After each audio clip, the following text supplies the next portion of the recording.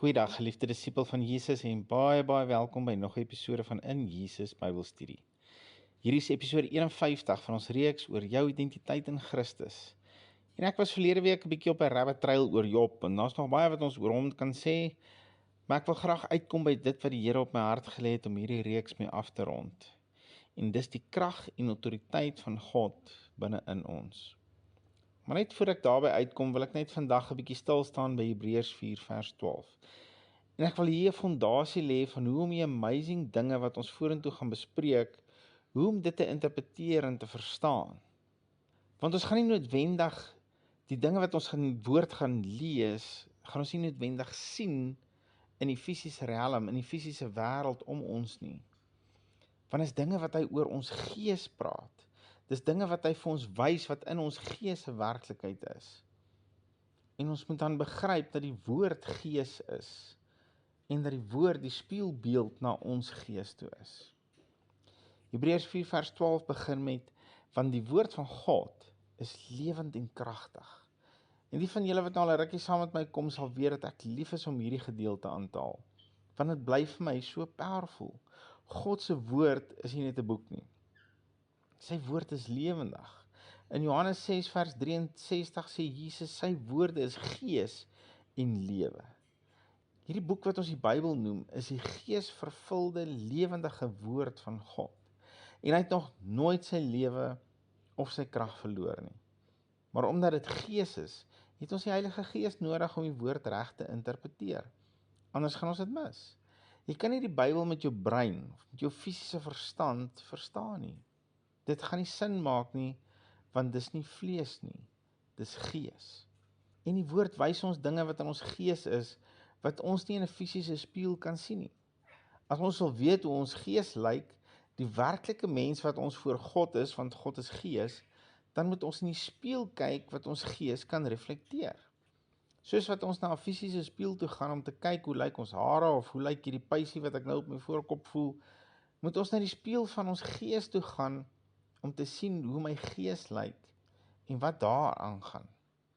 Kyk wat sê die res van Hebreërs 4 vers 12. Want die woord van God is lewend en kragtig en skerper as enige tweesnydende swaard en dring deur tot die skeiding van siel en gees. Dis net God se woord wat vir jou die verskil tussen jou siel, jou denke en jou gees kan wys. Hy sê en dit dring deur tot die skeiding van siel en gees. God se woord kan skei wat in jou gedagtes is en wat 'n werklikheid in jou gees is. Dis hoekom ons in sy woord moet kyk om te weet wat is in ons gees. En hoe kry ons dan toegang tot dit wat in ons gees is? Deur geloof.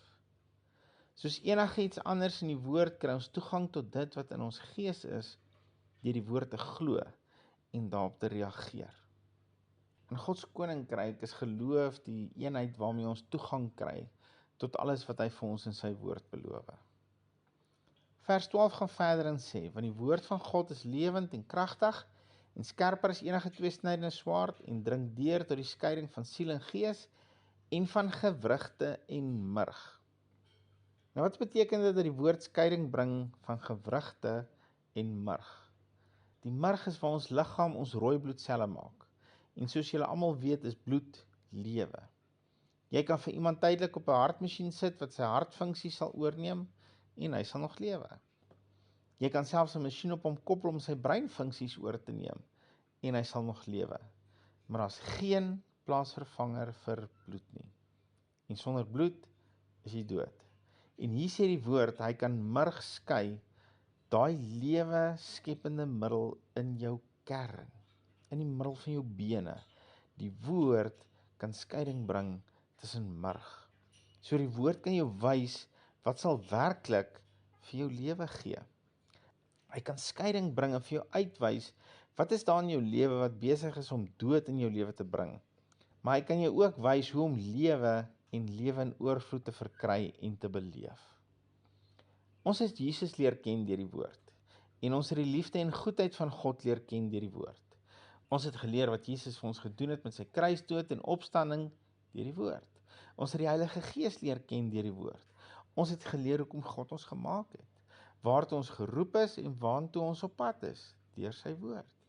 En aan kan ons gaan. En alhoewel ons nie daar was toe die hemel en die aarde gemaak is nie, toe Jesus gekruisig is, of toe hy opgestaan het nie, of toe enige van sy wonderwerke plaasgevind het nie, lees ons daarvan in die woord, en ons het ons vertroue en geloof daarin geplaas.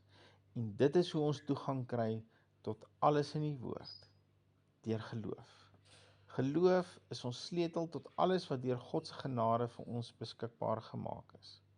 Maar met hierdie wou ek dan nou net vir jou 'n fondasie lê, dat ons sal weet, dat wanneer ons begin kyk na die krag wat beskikbaar is in ons gees deur die woord, dan weet ons, hoekom kan ons dit vertrou? Ons weet hoekom kan ons dit glo, want die woord is die spieël tot ons gees, wat ons nie in 'n gewone spieël kan sit nie.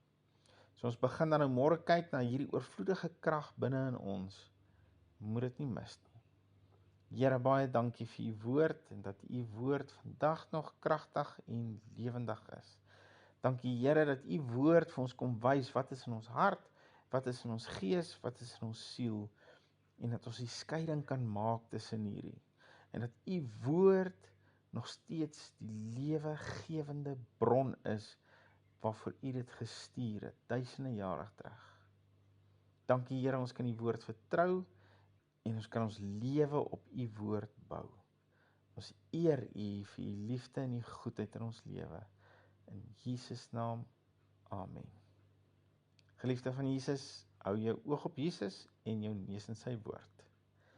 Jy kan ons gerus besoek by injesus.co.za of na ons podcast toe gaan by In Jesus Bybelstudie, of jy kan na ons Sondagpreke gaan kyk op YouTube onder In Jesus Ministry. Onthou maar net dat in al hierdie gevalle is In Jesus een woord. Shalom.